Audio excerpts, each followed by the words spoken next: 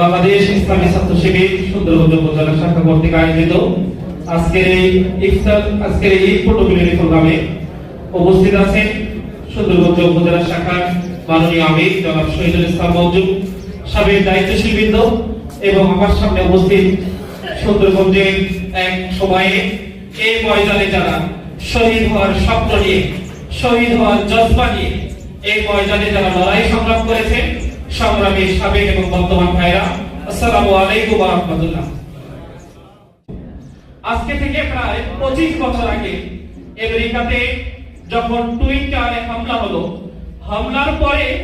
সারা পৃথিবীর মুসলমানরা কোণঠাসা হয়ে গেছে। জঙ্গি ট্যাগের মধ্য দিয়ে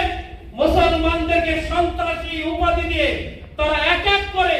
মুসলিম দেশগুলো ধ্বংসের উৎসবে তারা মেতে উঠেছিল। সেই জায়গা থেকে ডক্টর মোহাম্মদ তুতিনজি তিনি আমেরিকার এক মসজিদে নামাজের পর, আসরের নামাজের পরে তিনি ঘোষণা দিয়ে দাঁড়িয়ে বললেন, আল্লাহু আকবার,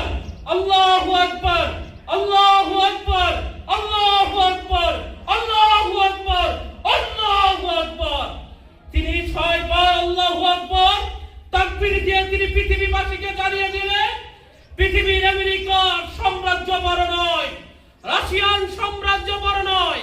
চীন কমিউনিস্ট সাম্রাজ্য বড় নয়, পৃথিবীর সবচেয়ে বড় সাম্রাজ্যের মালিক আল্লাহু